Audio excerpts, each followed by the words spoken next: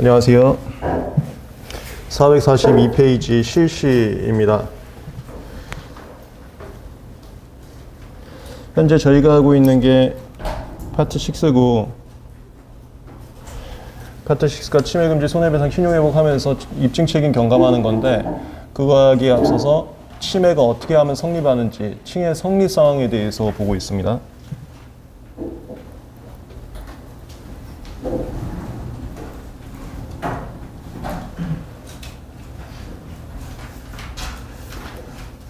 침해는 정당권험 제3자가 유효한 특허에 보호법인 A 발명을 업으로서 실시하게 되면 침해인 거고, 이게 정당권험이 있는 게 실시권 얘기인데, 실시권 얘기 우리 그저께 끝난 거고, 그 다음에 유효한 특허에 반대가 특허를 주게는 건데, 이건 우리 파트 7 가서 심판에서 배울 거고, 그 다음에 보호범위 또는 권리범위라고 하는데, 이거는 어제 했습니다. 문헌범위, 균등범위, 그 다음에 구속요소 완비, 이런 쟁점들 나중에 판례 강의에서 더 보충을 할 거고요. 오늘은 요거 업으로서 실시.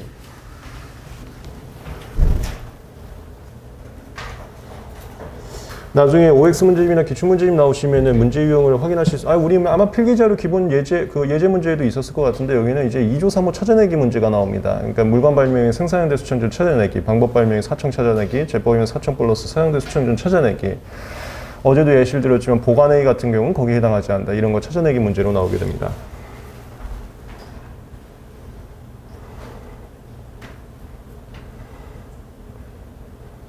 생산, 사용, 양도, 대여, 수입, 청약. 그 다음에 법조문에서 정의 규정들을 많이 쓰고 있는데, 그게 그거야. 어제 혹시 기억나세요? 문헌 해석할 때 청구항에 써 있는 단어를 사전적 의미 또는 관용적 의미 또는 발명의 설명이 별도 정의가 있으면 별도 정의에 따라 해석한다고 했었는데, 별도 정의하는 게 우리가 왜 그렇게 실무에서 많이 하냐면 법조문에서도 많이 하거든. 법조문에서도 2조에 보시면 청약하고 밑에서는 청약이란 단어만 나오면 전시가 포함된 거다라는 정의 규정이 있습니다. 그래서 모든 거를 청약을 해석할 때에는 전시 포함이야. 생산대 수천전. 방법 사청인데 다 뭐 정식 뭐 필요하면 좀 포함이라고 그냥 그렇게 생각하셔도 될 것 같아요. 그 다음에 제법은 사청 플러스, 이거 우리 기본 강의에서 했었지. 이게 창작의 난이도에 따라서 뭔가를 더 줬다 그랬었어요. 창작의 난이도가 제일 높은 게 물건 발명, 그 다음에 어중간한 게 제법 발명, 그 다음에 제일 낮은 게 방법 발명. 그래서 제법 발명은 방법 발명과 물건 발명이 사이격에 있다. 그래서 사청만이 아니라 더 줬다, 방법보다 더 줬다, 이런 느낌으로 가져가면 되는데, 그 제법 외에 질는 물건의 사양대 수청전.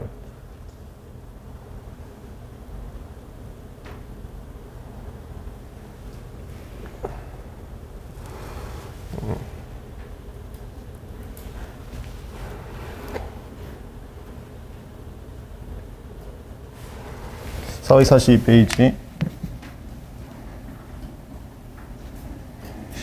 1번 실시의 정의 첫 번째 줄, 물건 발명인 경우 그 물건을 생산, 사용, 양도, 대여, 수입, 밑에 줄 청약, 괄호 전시. 그 다음 그 옆에 방법 발명인 경우 옆에 사용, 옆에 청약. 그 다음 그 옆에 물건을 생산하는 방법 발명인 경우 방법을 사용, 옆에 청약. 그 밑에 방법에 의해 생산한 물건을 사용, 양도, 대여, 수입, 청약, 여기 전시 안 들어가 있는데 전시 뭐 똑같은 거예요. 그 청약 안에. 청약. 그 다음에 나머지는 넘어가고, 그 442페이지의 괄호 5번에 실시행위 독립성이라고 있습니다. 이것은 각 행위별로 침해인지 아닌지를 보라는 거야. 그래서 뭐 이런 식으로도 시험 문제가 많이 나오는데, 내가 A 물건을 생산해서 보관하는 행위를 하고 있다. 그럼 내가 하고 있는 행위는 생산행위와 보관행위가 있어요. 그 중에서 생산행위는 침해가 될 수 있는 거고, 보관행위는 침해가 아니다. 행위별로 나눠서 각각을 봐야 된다. 이걸 실시행위 독립성이라는 표현도 씁니다.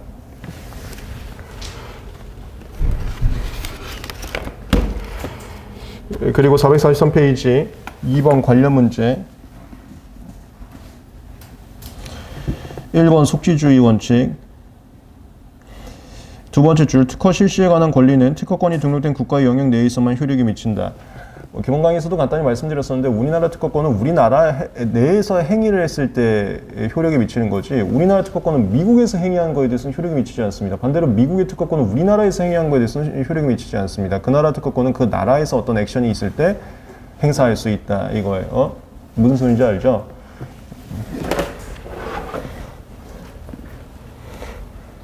그 다음에 괄호 2번 물건 발명 생산이 확대해 있어. 이거 굉장히 중요한 거고 이걸 2차 시험에 출제됐습니다. 아마 1차 시험에서도 장분간 계속 나올 겁니다. 판례 강의에서 뭐 좀 상세하게 강조를 좀 해드리겠습니다. 체크해 두세요. 2번 물건 발명 생산이 확대해서 444페이지 제가 기본 강의에서 썰을 풀듯이 편하게 해설을 해놨으니까 부담 없이 읽어보시면 되고 그다음 446페이지에 무슨 판례 내용도 있으면서 얘기를 해놨는데 간단하게 소설적 읽듯이 한 번만 읽어보세요. 나중에 판례 강의에서 자세하게 해설을 다시 할 거니까. 그 다음에 447페이지 권리소진 이론이라는 게 어제도 잠깐 나왔었는데 이거 굉장히 중요한 판례입니다. 개념만 잠깐만 좀 잡아드릴게. 얘는 2차 시험에는 굉장히 많이 출제됐었어요. 나중에 제가 2차 수업을 하게 되면 여러분들 이렇게 또 저하고 이제 하게 될 건데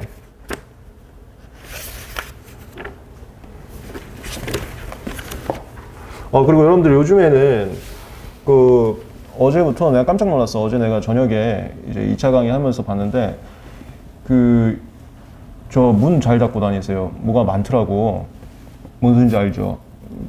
외부 문들 잘 닫고 다니세요. 뭐 많이 들어오더라고. 친하게 지내고 싶으면 뭐 대화해도 되고. 가끔 가다가 공부하면 심심할 때 있잖아요. 뭐 나비하고 이제 얘기하고 그런 분들 생기거든요. 보통은 고양이하고 얘기를 많이 하지. 너는 밥 먹었니? 너는 오늘 하루 어땠어? 이런 얘기를 많이 하는데 하고 싶으면 하셔도 되는데 제 이제 바람은 나가서 하면 좋지 않을까. 그래서 문 잘 닫고 다니세요. 문 잘 닫고.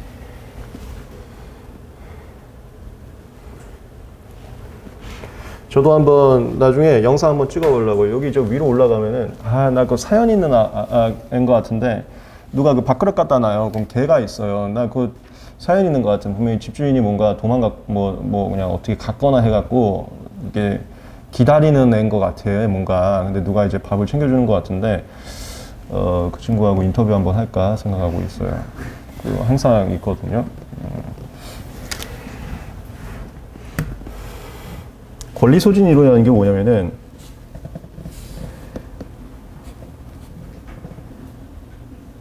내가 그냥 1, 2, 3 할게.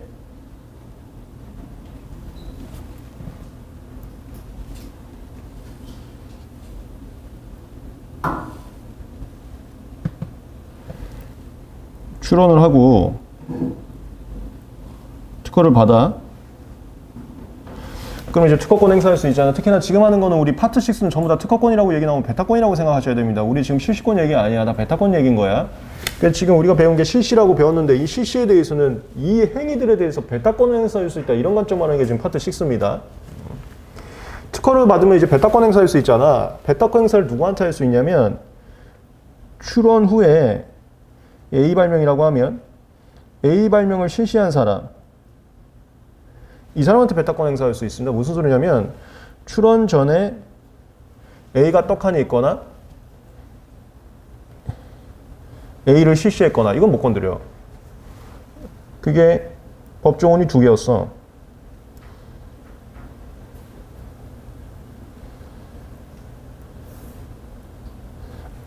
하나 96조 1항 3호 이건 물건이 떡하니 있는 거고 하나는 103조 이건 공장 차려갖고 실시하고 있는 거고.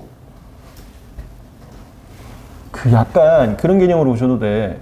이게 똑같이 출원 전에 있던 건 못 건드리는 취지인데 왜 둘로 나누냐면 여러분들 그 공지된 것도 혹시 기억나세요? 29장 각고지. 거기도 물건이 떡하니 있는 건 공지, 공연이 실시하고 있는 건 공유 실시해서 나눠놨잖아. 둘 다 공개된 건데 우리 특허법이 약간 그렇게 나눠놓고 있어요. 실시라는 액션을 하고 있는 것과 물건 자체가 있는 거 그렇게 나눠놓고 있거든요. 개념은 똑같은데 나눠놨어. 이건 물건 자체가 있는 거, 이건 액션을 하고 있는 거. 첫 번째 케이스는 출원 전에 있었던 건 못 건든다. 출원 후에 있었던 거에 대해서만 베타권을 행사할 수 있다.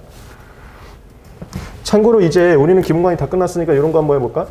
A 실시에 대해서 베타권을 행사할 때 등록 전에 실시에 대해서는 뭐 행사하는 거야? 보상금 청구권. 등록 후에 행사에 대해서는 베타 특허권 행사. 등록 전에 대해서는 보상금 청구권 행사인 거고 그게 특박권 행사라고도 볼 수 있는 거고 등록 후에 대해서는 베타권 행사하는 거고 뭐가 됐건 출원 전에 건드렸던 것은 못 건드리는 거고. 그래서 나중에 여러분들 실무할 때 이거 정말 많이 하게 돼요. 변리사로서 103조. 내가 똑같은 거 모방하고 있어도 나 먼저 하고 있었는데 하면은 다 비침에서 벗어날 수 있거든. 그 다음에 케이스 2.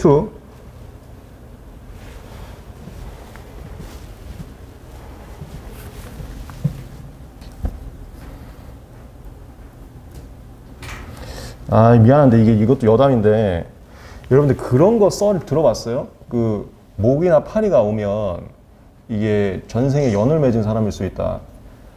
어디서 들어봤어요? 그거 건드리지 말라고. 못 들어오게 잘하세요.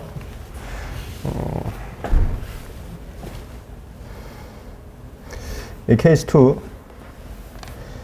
얘는 이거야.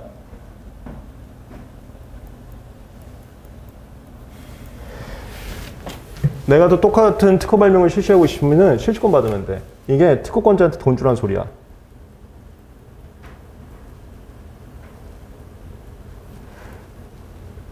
그 다음에 케이스 3도 똑같은데 내가 특허 발명 실시하고 싶으면 특허권자한테 돈 주면 돼. 그게 권리 소진이야.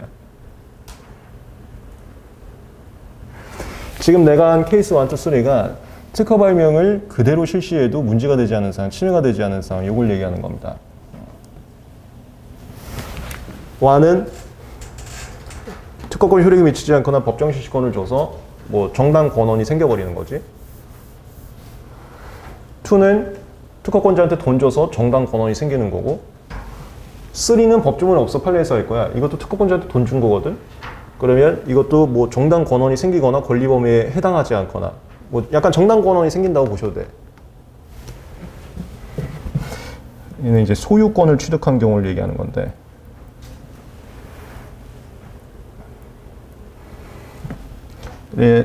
얘는 법정 실시권, 얘는 일반 실시권, 얘는 소유권을 취득했을 때 침해에서 벗어날 수 있는 정당 권한, 정당한 권리를 획득할 수 있게 됩니다. 실시할 수. 그럼 권리 소진이란 뭐냐?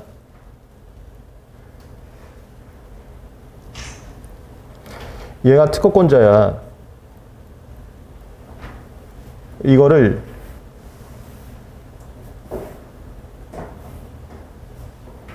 을한테 팔았어요.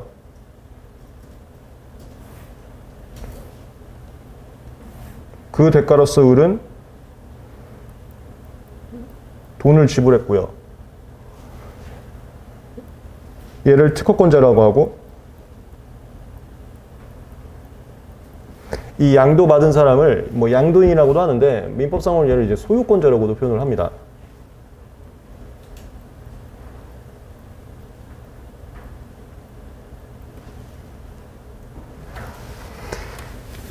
그럼 이 개념에 민법에서는 소유권을 취득하게 되면 여러분 지금 류호건 선생님하고 민법이 이제 종강이 되고 이제 조만간 중국 강의를 다시 가게 될 건데 소유권을 취득하게 되면 누군가의 동의 없이 마음대로 내가 소유권 취득한 물건에 대해서 내가 사용을 할 수가 있고 그다음 내가 남한테 재판매할 수 있고 얼마든지 내 마음대로 할 수 있어. 무슨 누군가의 동의를 받아야 된다는 규정을 본 적이 없어. 동의를 받아야 되는 규정 우리 특허법 와서 처음 본 거야. 그 사용수익 처분행위 할 때 처음 본 거라고.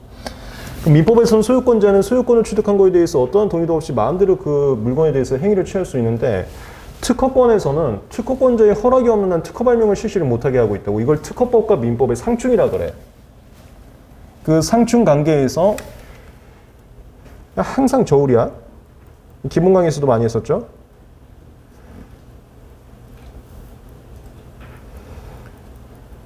소유권자 보호를 위해 소유권을 취득하면 특허권을 없애버립니다.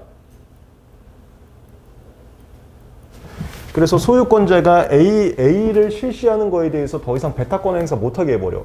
이 A에 대해서는 내가 이거 시리얼 넘버 1이라고 할게. 하나 만든 제품에 대해서 팔았으면 그거에 대해서는 더 이상 특허권이 존재하지 않아. 없어져 버려. 그걸 권리가 소진됐다라고 그래. 왜냐하면 민법에서 소유권자는 내가 돈 주고 샀으면 내 마음대로 할 수 있게 허용하고 있기 때문에 그거를 못 건드리게 막으려고 특허권이 소진됐다고 보는 거야.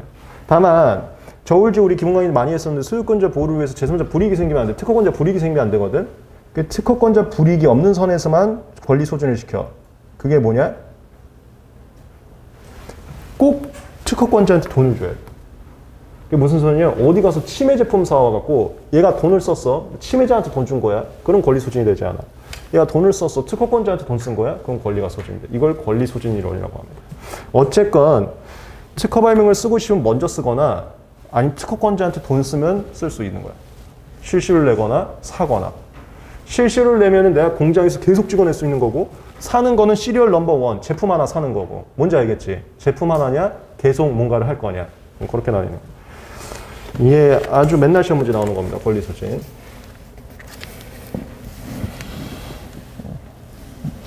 447페이지에서 2번 물건 발명과 제법 발명 그거 체크해 놓고요. 그 다음에 3번 방법 발명. 이것도 그 1번 단가로 1번, 2번 다 체크해 놓으세요.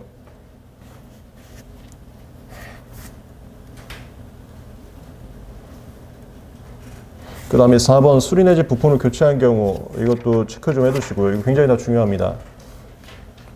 다음 페이지 방가로 2번도 체크해 두시고, 그 다음에 5번 병행 수입은 내가 봤을 때 이거는 우리 특허법에는 시험 문제 못 나올 것 같아요. 근데 아쉽게 2차 시험에 나왔었거든. 다만 이거는 이제 상표에서는 굉장히 중요한 쟁점이 돼서 상표에서는 많이 배울 거예요. 지금 우리 김영남 변리사하고 이거 진도를 나갔는지 모르겠는데, 병행 수입이라는 것은 뭐냐면은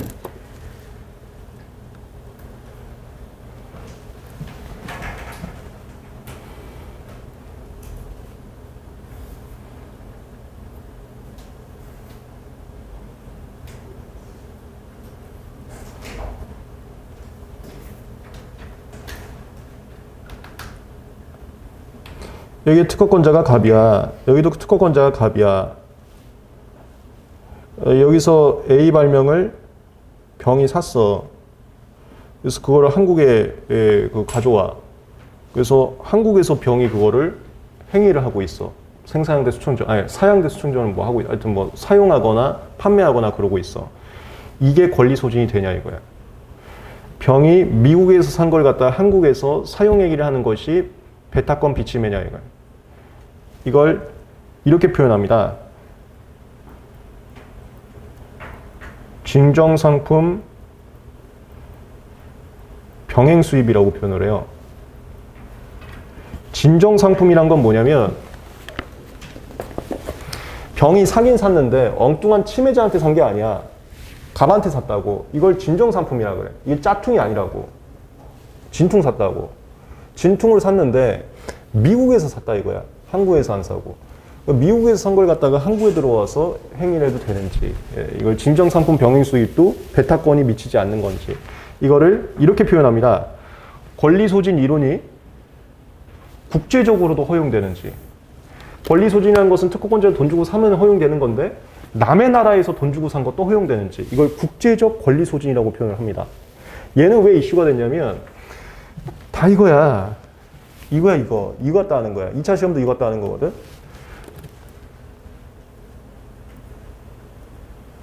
권리 소진 일단 소유권자 보호를 위해서 해주고 싶어. 해주고 싶은데 특허권자 불이익이 없을 때만 해줄 수 있단 말이야. 그럼 이런 게 특허권자한테 불이익이 있는지를 보는 거야.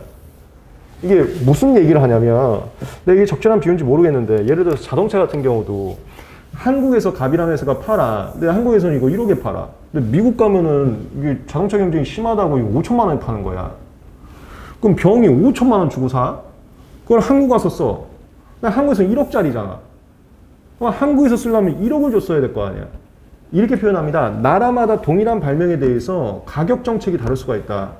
그러면서 한국에서 쓰려면 한국의 가격을 특허권자한테 지불했어야 됐고, 미국에 쓸 건 미국의 가격만 미국에 지불했으면 되는데, 미국 가격과 한국 가격이 다를 때 싼 가격으로 지불해갖고 들어와서 한국에서 실시하는 것은 특허권자가 돈을 다 못 받은 거다. 그럼 특허권자가 돈을 다 못 받았으니까, 대가를 다 못 받았으니까 한국에서 쓰면 안 된다. 이런 논리거든? 네, 이거에 대해서 나중에 상표에서 자세히 할 거야. 특허는 왜냐면 판례가 거의 없거든. 그냥 허용을 합니다. 그래서 뭐 여기 5천만 원을 받든 여기 1억을 받건 그건 특허권자 네가 가격을 정한 거고 어쨌건 다 네가 돈 받은 거니까 그거 갖다 네 불이익이라고 너무 어필하지 마라. 그렇게 해서 소유권자 보호가 더 중요하다 하면서 그 정도는 불이익이 아니다 해갖고 이것도 다 허용을 해주고 있어요. 이걸 징정상품 병행 수입이라고 합니다.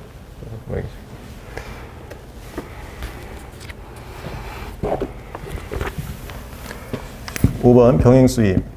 그 학설 같은 거 필요 없고 3번 판례 제도. 국제적 권리 소진에 의해서 허용한 바 있다가 이렇게 남의 나라에서 사온 걸 갖다 한국에서 실시행위를 하고 있어도 배타권의 침해가 아니다 이 소리예요. 배타권 침해가 아니다. 다만 1차 시험에는 이상한 거 하나 나온 적이 있어. 뭐냐면 나중에 어차피 기출 강의에서도 할 건데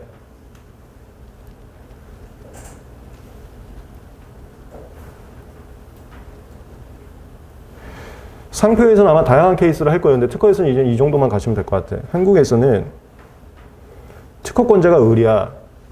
미국에서 특허권자가 갑이고 이걸 병이 샀어. 이걸 한국으로 들여와. 이건 안 돼. 이건 을한테 돈을 준 적이 없잖아.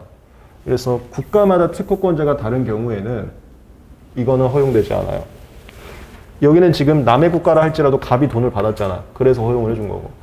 진정성분 병행수비에 대해서 배타권 비침해가 되기 위해서는 국가마다 배타권자가 일단 일치해야지만 논의가 시작을 합니다. 뭔지 알겠지? 심플하게 가. 배타권 비침해 되고 싶으면 출원 전에 하던가 아니면 돈을 줘야 돼. 그렇게. 이건 을한테 돈을 준 적이 없는 거야.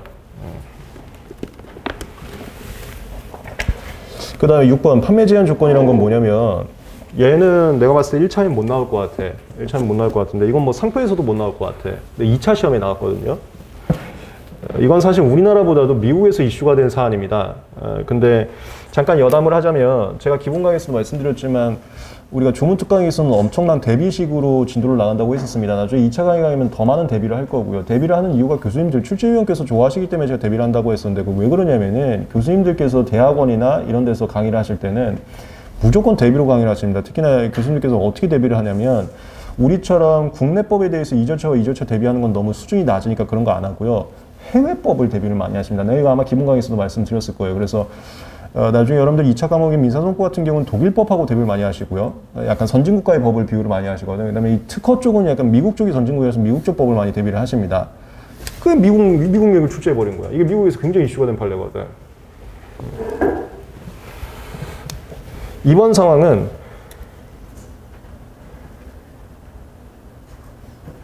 갑이 A를 병한테 팔았어.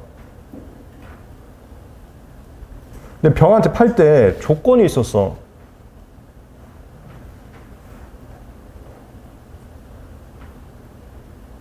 야, 너 나하고 친분이 있으니까 너한테만 싸게 주는 거다. 너 절대 남한테 팔지 마. 너만 싸게 사갖고 너만 써. 원래 이거 내가 1억에 팔아야 되는데 너만 1,000만 원 팔 테니까 대신 너만 써. 재판매 금지 조건으로 판 거야. 그걸 어기고 또 팔아버린 거야. 그랬을 때 얘를 소유권자라고 하는 거야. 샀으니까.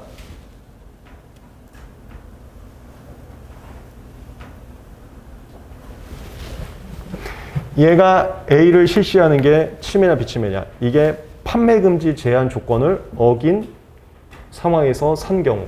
이 소리야. 이게 뭐냐면 이것도 그거야. 권리 소진은 전부 다 이거야. 소유권자를 보호해주고 싶어서 특허권을 소진시키고 싶은데 누군가 보호 때문에 누군가의 불이익이 가중되면 안 되거든. 그래서 불이익이 없어야 돼. 첫 번째 쟁점도 이거 불이익이 있냐 없냐가 쟁점이었던 거고 두 번째 쟁점도 이게 불이익이 있냐 없냐가 쟁점인 거야. 무슨 소리냐면 내가 방금 얘기했잖아. 야, 이거 원래 1억짜리인데 너만 내가 하는 거니까 1,000만 원에 판 거야. 근데 얘한테 하면 원래 1억을 받았어야 된다고, 갑이. 그런 의미라고. 그럼 얘가 실시하는 것은 얘가 1억 받아야 되는데 얘는 1,000만 원밖에 못 받았잖아, 병한테. 이거 특허권자한테 불이익 있는 거 아니냐 이거지. 그래서 미국에서는 과거에는 재판매 금지 조항을 어기고 판 거에 대해서는 권리 소진을 인정을 안 했습니다. 그러다가 요번에 판례를 바꿔버린 거야. 지금은 이것도 권리 소진 인정합니다. 소유권자 보호를 위해서 권리 소진을 해야 되고 이것도 야, 네가 가격을 다 설정한 거니까 네가 책임지고 그 다음에 얘한테 그렇게 불이익이 있으면 민사상으로 손해배상하라고 한 거야. 너 왜 이거 계약 어겼어 하면서 그렇게 갔어. 얘는 보호해줍니다. 얘도 권리 소진이 적용됐다. 그런 내용이에요. 그 판매 제한 조건 449페이지 방가로 1번 판례 에티드만 체크하시고, 얘는 사실상 나중에 판례 강의에서도 판례 안 할 겁니다. 그래서 지금 하고 끝이야. 왜냐면 이건 내가 봤을 때 시험 문제 안 나올 것 같아. 2차 시험에만 나온 거지. 체크하고 간단하게 보고 넘어가면 될 것 같아. 그 다음 7번 권리범용 심판에서 특허권 소진이 심리대상인지 여부, 이것도 체크하고 알아두세요. 나중에 판례 강의에서 보충을 하겠습니다. 권리 소진에 대해서 했습니다.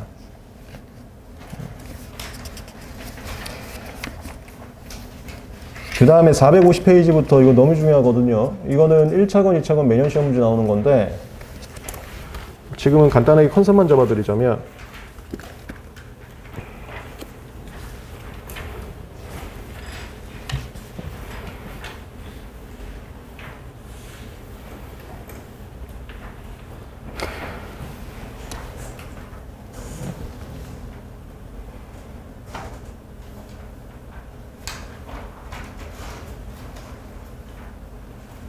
이제 무효사유 강변이라고 하는데요.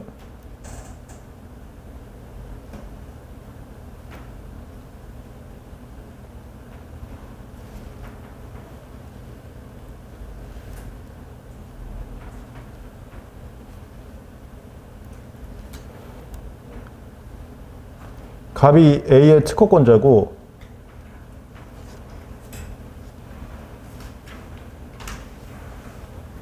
제3자 을이 A를 실시하고 있어요. 이런 상황이야. 그리고 갑이 을한테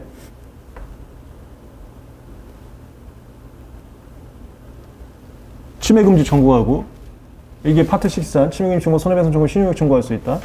그러면서 손해배상 청구도 했어요.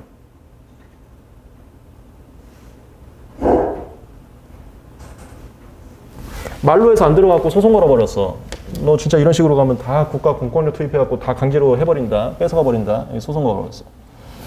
뭐 이거 보면 이 정유법 하는 거야, 소송에서는. 정당 권한이 있는지 없어. 뭐 실시권 이런 게 없어. 아까 케이스 1, 2, 3 생각하면 되는 거야. 미리 한 것도 아니고 돈 준 것도 아니고 아무것도 정당 권한이 없어. 유효한 특허인지 살아있어. 보호범인지 똑같잖아. 아예. 이걸 문헌범이라 그래. 업으로 실시인지 업으로 실시하고 있다고 할게. 그럼 이거 침해잖아. 침해 판결해버린 거야.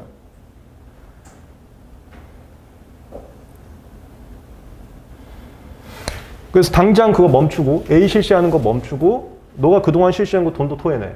이래 한 거지. 이게 확정까지 됐어. 그럼 나중에,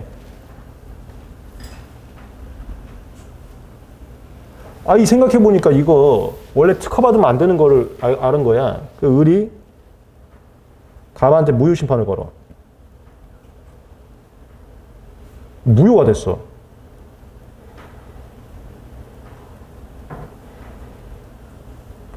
그럼 특허 무효 심판은 후발적 무효에서 제외한 소급표가 있지 않습니까? 이래버리면 처음부터 특허가 존재하지 않았던 게 됩니다.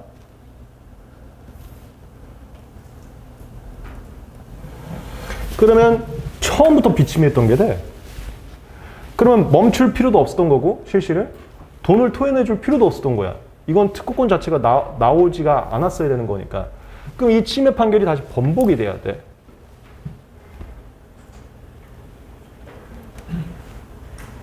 이 침해 판결이 다시 번복이 됐다는 것을 을의 권리가 구제됐다고 표현합니다. 원래 을은 침해자가 아니었는데 이제 와서 침해자가 아닌 게 확인됐다. 이렇게 표현을 해. 근데 이 과정을 보면서 무효 심판을 이 절차에서 같이 했더라면 그럼 이 비침의 판단이 빨리 나오지 않을까라는 생각을 한 거야. 뭔 소리 하겠어요? 지금 소송에서는 침해 사건만 하고 종료보험만 하고 무효 심판에서는 무효 여부만 보고 따로따로 보다 보니까 을이 비침해가 된 게 속도가 너무 시점이 늦어졌어. 이거를 만약에 이 절차에서 같이 했더라면 이 판결이 나올 때 비침해가 나오지 않을까라고 생각을 한 거야. 이걸 뭐라고 표현하냐면 을의 권리가 신속하게 구제되지 않을까라고 표현한 거야. 그래서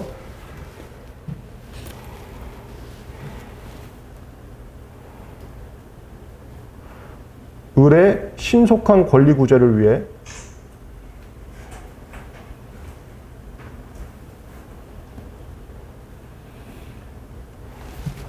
무효 심판이 아닌 다른 절차에서 이건 침해 소송이지 무효 사유를 판단하기 시작했어. 그걸 무효 사유 항변이라 그래.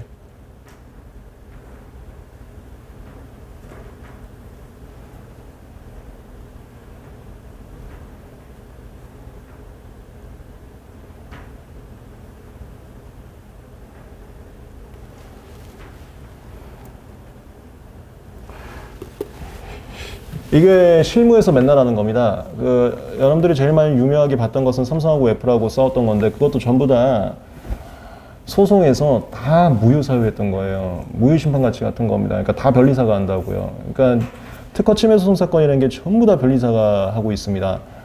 왜냐하면 변리사가 밥만 먹고 하는 무효 심판이나 권리범위의 심판을 짬뽕해 놓은 게 침해 소송이거든요.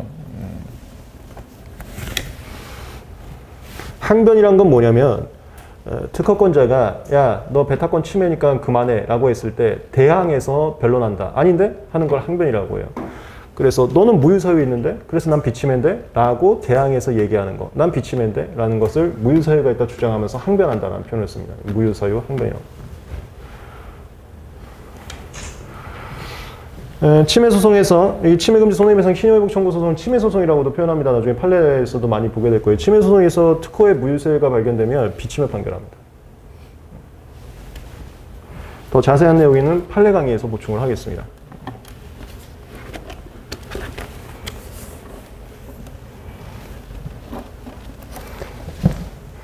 그 다음에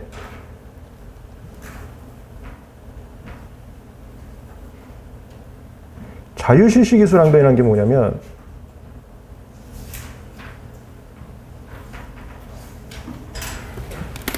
얘도 판례에서 더 자세하게 할 거니까 지금 그냥 맛만 보세요. 자유실시 기술이라는 게 출원 전에 신규 진보성이 없었던 걸 자유실시 기술이라고 해요.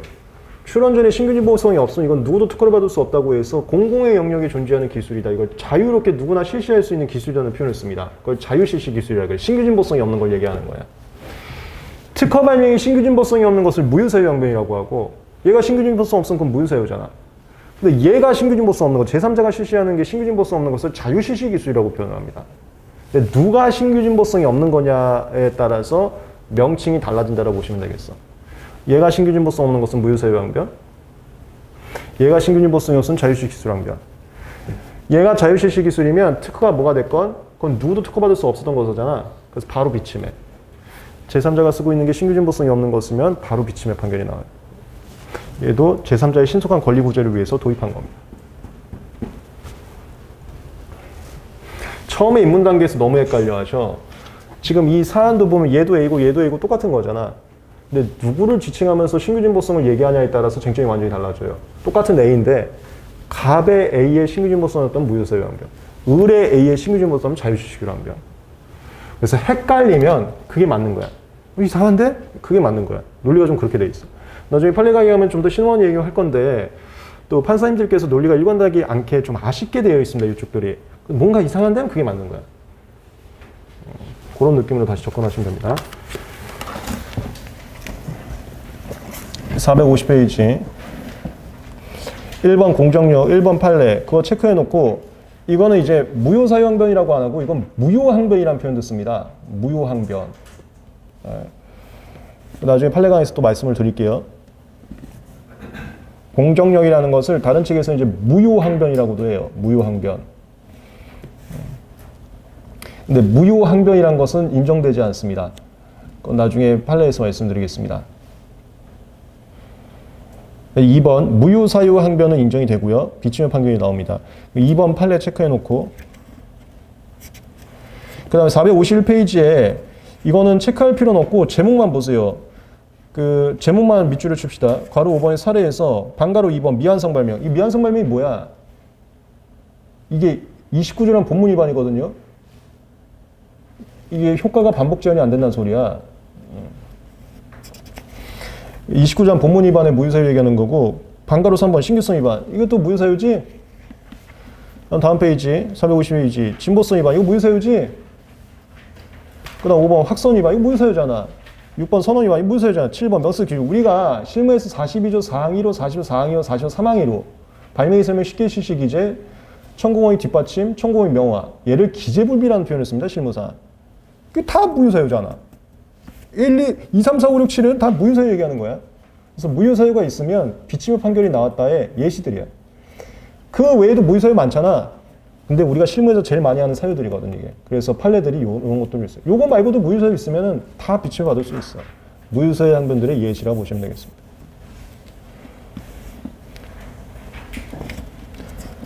그 다음에 6번.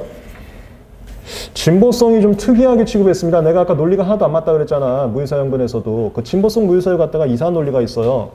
나중에 판례 강의에서도 할 테니까 지금 일단 좀 체크만 해주시죠. 가로 6번 진보성 흥결이 있는 경우 반가로 2번 최신 판례 체크해놓고 453페이지 괄호 7번 권리범행 심판에서 반가로 1번 최신 판례 체크해놓으세요.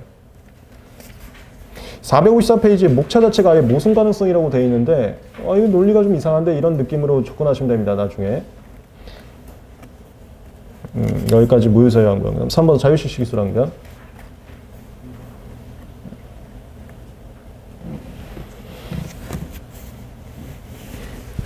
참고로 지금 뭐 침해 소송하고 권리범행 심판이 나왔는데 그게 무슨 소리냐면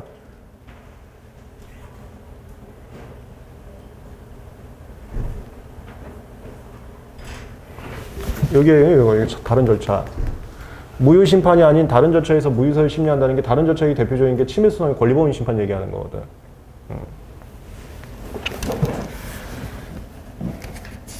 그 다음 454페이지 3번 자유실시 기술 항변 괄호 1번 체크해 놓고요. 이게 신규 진보성이 없다는 소리입니다.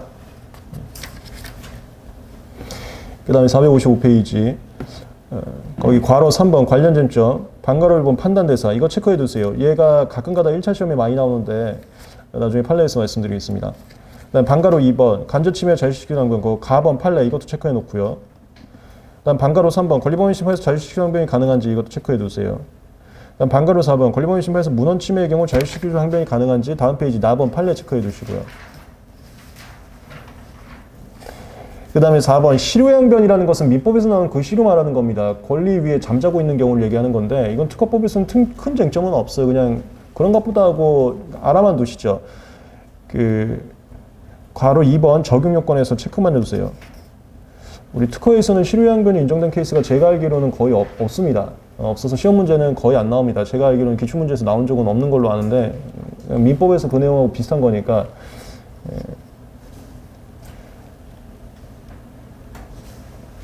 아니야. 괄호 2번 체크하지 말고 그 457페이지 괄호 3번을 체크하세요. 괄호 3번. 얘는 판례 강의에서도 자세하게 강의 안 할 겁니다. 그냥 편하게 읽어보시면 될 것 같아요. 민법 개념 가지고. 됐습니다. 458페이지. 균등 침해가 나오는데 균등 범위 요건들입니다. 그건 자세한 것은 판례 강의에서 할 거니까 지금은 그냥 체크만 하고 간단하게 넘어가겠습니다. 2번 적용 요건 및 주장 증명 책임에서 괄호 1번 적극적 요건, 반괄호 1번 내용 이거 체크해 두세요. 균등 범위에 해당하려면 과제 해결 원리가 같고 효과가 실적으로 비슷하고 그 다음에 쉽게 변경이 가능해야 된다. 이 요건을 만족해야 됩니다. 그래서 반괄호 2번 과제 해결 원리 동일성 관련해서 판례들 있죠. 이거 전부 다 자세하게 제가 논리적으로 분석을 해드리고 어제도 말씀드렸지만 예시를 들면서 설명을 해드리겠습니다. 판례에서 반괄호 2번 판례 일단 다 체크해 놓고요. 그 다음에 459페이지 반괄호 3번 변경 가능성이라는 게 특허 발명이랑 이거 제3자 거랑 효과가 거의 거기서 거기라는 거예요. 이걸 실질적으로 동일하다고 표현하는데 이거 판례는 세 번째 줄에 있습니다. 이거 체크를 해놓고요. 그 다음 반괄호 4번은 쉽게 변경이 가능해야 되는 소리인데 이거는 쟁점 없습니다. 우리 실무에서도 잘 안 합니다. 이건 뭐 체크할 거 없어요. 넘어가도 돼요. 그 다음에 괄호 2번 소극적 요건이라는 게 과제 해결 원리가 같고 효과가 실적으로 비슷하고 변경이 쉽다 하더라도 여기 괄호 2번 소극적 요건에 해당하면 또 비침해요. 균등 범위에 해당하지 않아. 그런데 그 첫 번째 줄 제3자 발명이 출원 시 공지기술은 공지부터 쉽게 발명할 수 있는 거 이게 제3자께 자유실시 기술이라는 소리예요. 제3자께 신규성이 없거나 진보성이 없는 거고 제3자께 자유실시는 무조건 비침해라 그랬 무조건 권리범위 속하지 않는다 그랬잖아요. 그 다음 그 옆에 밑에 줄 제3자 발명이 청구를 또 의식적으로 제외된 거 이거 나중에 변리사 할 때 제일 많이 하실 겁니다. 의식적 제외.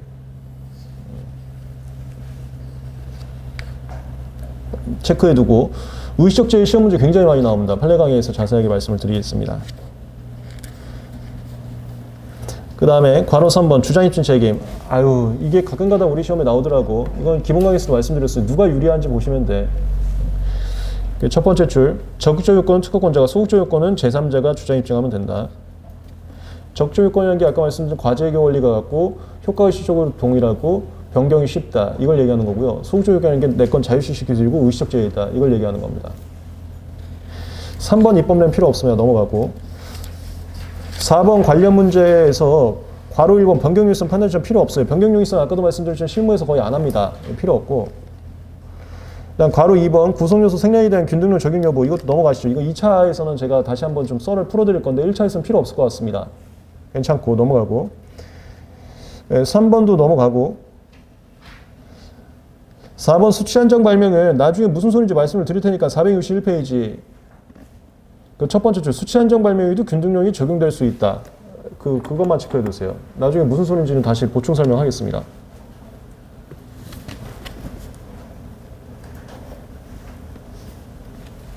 괄호번 역균등은 필요 없어요. 이거 2차 시험에도 거의 안 쓸 내용입니다. 노파심에 넣는 거지 필요 없어요. 이거 절대 시험지 안 나옵니다. 그 다음에 36페이지 의식적 제외. 의식적 제외라는 게 뭐냐면 청구 범위를 엄청 넓게 레인지를 해놨어. 근데 레인지가 너무 넓다 보니까 신규성이 없다고 거절을 받은 거야. 죄송합니다 해서 도려냈어. 도려내면 이 도려낸 부분은 다시 균등 범위로 확장할 수 없다는 소리야. 이 금반원 원칙에서 비롯된 거거든요. 네가 거절 이후 극복을 하기 위해서 도려냈으면 그 도려낸 것을 다시 확장할 수 없다. 확장이란 말이 왜 나오냐면 청구항에 써있는 문헌 범위보다 더 넓혀주는 게 균등 범위였었잖아. 그래서 균등 범위라는 것은 청구 범위 확장책이었습니다. 이거 그저께도 했었잖아. 근데 의식적 제의 상황이 있으면 확장을 못 한다는 소리야. 말 바꾸는 건 안 된다는 소리거든. 그걸 의식적 제의라고 합니다. 2번 적용 대상 괄호 3번 판례 출현경과 근반원 원칙이라고 하는 게 의식적 제의라는 것은 민법상 근반원에서 나온 얘기이기 때문에 의식적 제의라고도 표현하고 근반원이라고도 표현하고 그렇게 합니다. 출헌경과라는 것은 그 심사 과정을 얘기하는 거야. 너가 출원하고 나서 심사 과정 중에서 네가 일부러 이렇게 줄이지 않았냐? 그러면 말 바꾸지 마라. 그걸 출헌경과 근반원이라고 표현한 겁니다. 의식적 제의의 다른 말이에요. 뭐 단지 특허 발명의 신규 진보성 극복이 아니라 그러니까 모든 거절류 극복을 위해서 줄였으면 의식적 제의가 적용된다 이런 거예요. 넘어가서 3번 판단 방법 괄호 3번 판례 의식적 제의는 일단 청구 범위가 줄어졌어야 되고 줄어진 이유가 거절류 극복을 위한 거였어야 돼. 근데 그 줄어졌다는 게 여러 행위로서 줄이는 게 다 인정됐습니다. 그게 3번 판례에 있어요. 괄호 3번 체크해 놓고 463페이지에서도 또 예시를 했는데 이건 제목 위주로만 체크해도 문제 다 풀 수 있어. 제목만 체크해 보시죠. 괄호 1번 보정으로서 청구 범위 줄인 거야. 괄호 2번 정정으로서 청구 범위 줄인 거야. 정정이라는 건 특허받고 나서 줄인 거야. 괄호 3 분할 출원하면서 줄인 거야. 원출에서 청구 범위 그렇게 크게 썼다가 원출은 죽여버리고 분할 출원하면서 청구 범위 완전히 줄여놓은 거야. 이것도 줄인 게 될 수 있고요. 4번 의견서로서 줄일 수도 있어. 의견서를 줄인다는 게 뭐냐면 내가 청구항에다가 그 빨간색이라고 써놓은 거야. 그러면서 내가 이 빨간색이란 걸 해석할 때에는 주황색도 포함해서 해석을 해야 된다라고 우기다가 나중에는 주황색은 필요 없고 진짜 빨간 거 그것만 얘기하는 거죠. 막 이렇게 하는 거. 그러면 주황색은 의식적 제의가 되는 거예요. 의견서를 통해서 이 단어를 해석할 때 그거 말고 이렇게 해야지 이렇게 해석해야지 하면서 뭔가 해석을 줄여놨을 때 그것도 의식적 제의가 될 수 있다. 자세한 예시들은 뭐 나중에 또 제가 말씀을 드리겠습니다. 464페이지는 뭐 넘어가고 그 다음에 465페이지 이용 침해라고도 하고 이걸 이용 관계라고도 하는데 어제도 얘기가 나왔었네.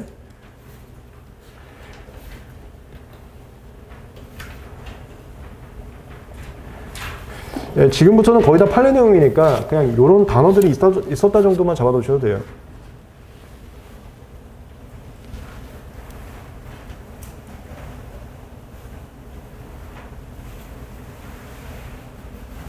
청구항이 A 플러스 B인데 제3자가 A 플러스 B를 실시하고 있다. 이걸 문헌범위라고 합니다.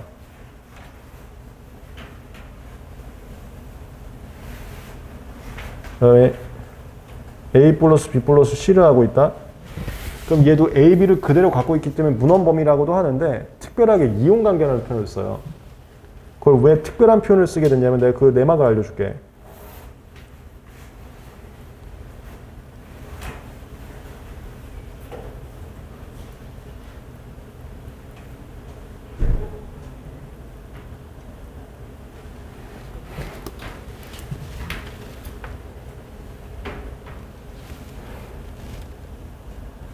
얘가 X 효과를 가져.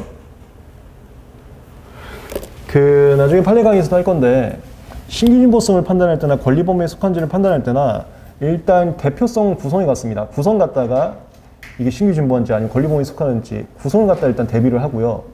그 다음에 실질적 판단 다 효과 같다 하는 거야. 메인 기준 다 효과가 되는 거예요. 신규진보성에서도 효과 같다 하는 거 우리 조문특강에서도 제가 정리를 해드렸었고, 여기 권리 범위 판단할 때도 효과 같다 하거든요. 얘는 X 효과 나와. 근데 만약 얘는 A, B, C는 이거 X 효과 가지면서 C를 더 추가해갖고 추가 효과가 나와.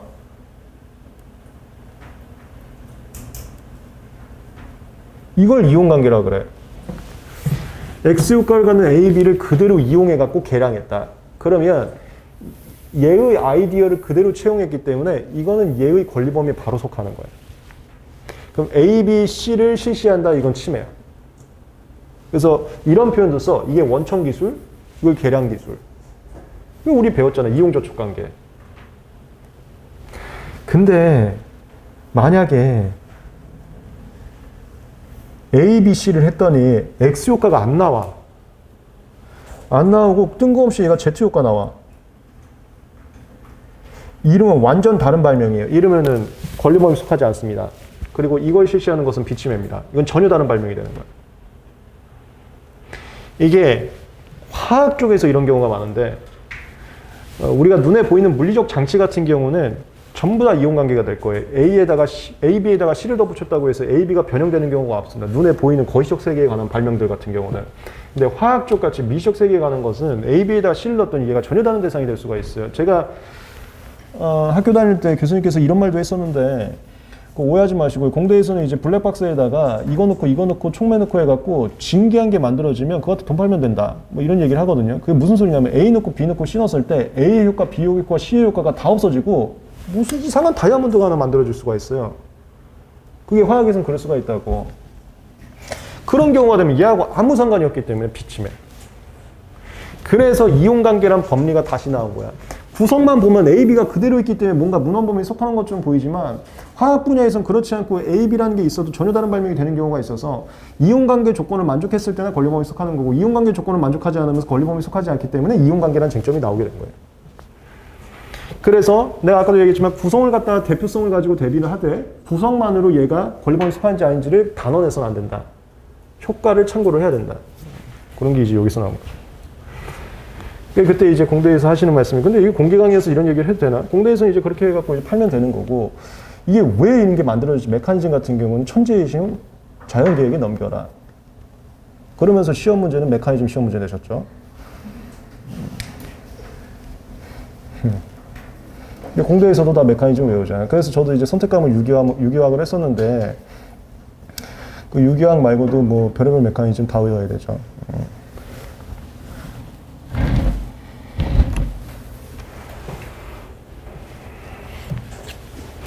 그게 이용관계, 이용침해 얘기입니다. 465페이지 방가로 2번 판례 체크하세요. 방가로 2번의 판례의 내용이 이거야. 이 효과 그대로 가져와서 이용해 먹어야지 이용관계인 거지, 전혀 다른 게 돼버리면 이거는 다른 발명이다. 그거를 좀 언어적으로 표현한 겁니다. 나중에 판례 강의에서 다시 보충을 좀 해드리겠습니다. 그 다음 가로 2번 균등물의 이용관계, 그것도 체크해두세요. 판례. 이건 뭐냐면 이거야.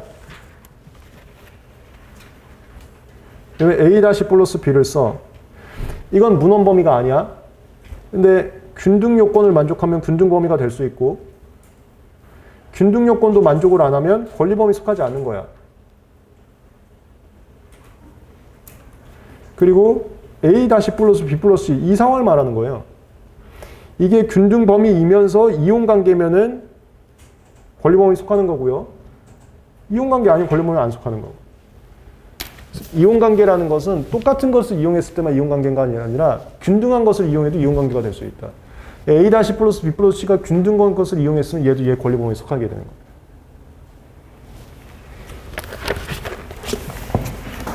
그래서 균등론이라는 것은 여기에만 적용하는 게 여기도 적용한다. 어디나 다 적용한다. 내가 하나만 더 갈까? 여기도 적용해. A가 전용품이야? 그럼 간접침해지? 전용품이 아니야? 그럼 어제 했네? 생략 발명은 무조건 비침해라 그랬어. 그리고 내가 자꾸 침해하고 권리범위에 속하는 거하고 혼용하는데 그건 좀 잘 해놓고 나도 웬만하면 이제 맞추려고 할게요. 근데 지금 쟁점은 다 권리범위에 속하는지 아닌지야. 내가 중간에 자꾸 말이 이제 침해라고 튀어나오는데 그거는 이제 오해하지 마시고. 이거 아예 권리범위에 속하지 않는 거지. 이 전용성이 있으면 권리범위에 속한, 간접범위에 속하는 거고 전용성이 없으면 권리범위에 아예 안 속하는 거예요. 이것도 마찬가지야. 이게 균등론도 여기도 적용합니다. 간접범위에도. 균등론이라는 것은 이용관계 간접범위 다 적용한다. 이렇게 보시면 될 것 같아요.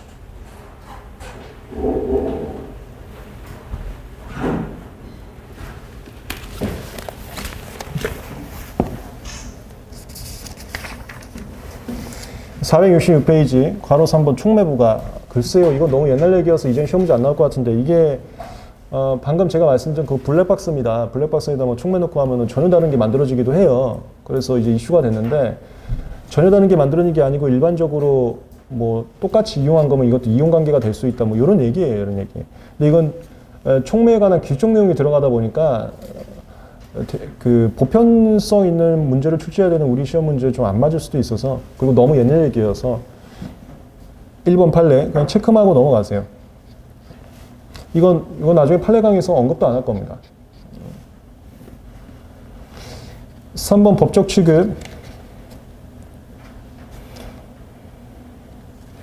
뭐 간단히 보면 되고 여기는 그냥 내가 넘어갈게요. 여기는 뭐냐면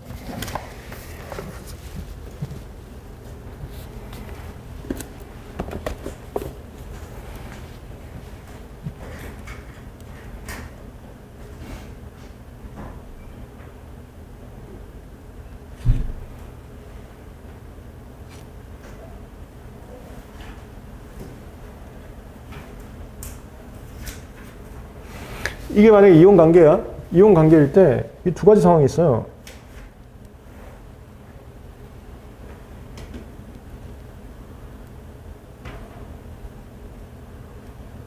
하나가 얘도 특허받은 경우, 하나는 이건 특허는 아닌 경우. 특허는 아닌 경우는 그 다음에는 별 쟁점이 없는데 이게 특허인 경우는 그 다음 쟁점이 있어. 그게 이 라인이지. 만약에 얘가 특허까지 받은 거면 이 라인 가는 거야. 98조. 얘는 특허받았어도 못 써. 권리범위 속하는 거니까. 대신 138조 강제시권 받을 수 있어. 근데 이 강제시권이 재심의에서 번복되면 183조 법정시권이라도 받을 수 있어. 이 라인이 얘가 특허라면 더 있다. 그 소리야. 얘가 특허가 아니면 그냥 권리범위 속하는 거니까 못 쓰는 걸로 끝나는 거고. 이거. 뭔지 알겠지? 특허면 강제라도 쓸 수 있는데 특허가 아니면 그냥 못 쓰는 거라고. 여기서부터는 특허인 경우에 대해서 써놓은 거니까 이거 우리 이미 앞에서 강제시권에서 다 했던 거니까 138조에서 여기서 별도로 밑으로 안 치겠습니다. 그래서 넘어가겠습니다. 여기.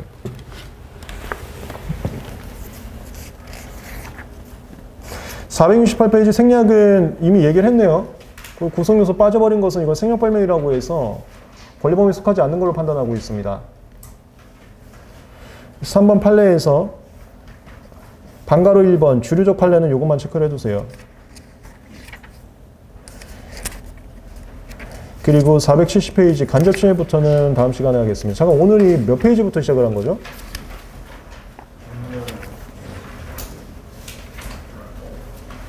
오늘이 그러면 500페이지까지 했어야 되는 건가?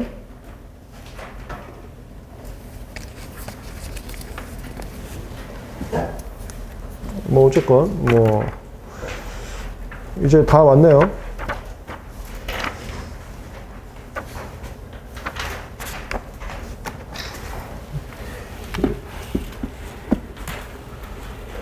저번에 제가 말씀드렸지만 일단은 이렇게 수업을 계속 진행을 하다가 뭐 종강 예상 시점은 하루에 50페이지로 예상을 하시면 되는 거고 그러다가 우리 디자인 보호법을 이제 아침 수업으로 변경할 거기 때문에 제가 봤을 때 디자인 보호법 시작하기 전에 우리가 종강할 수도 있을 것 같은데 혹시라도 종강하지 않으면 제가 알아서 이제 좀 보강을 해갖고 끝내놓을 테니까 그 다음 아침 수업은 이제 디보로 이어진다고 생각하시면 될 것 같습니다. 수고하셨습니다.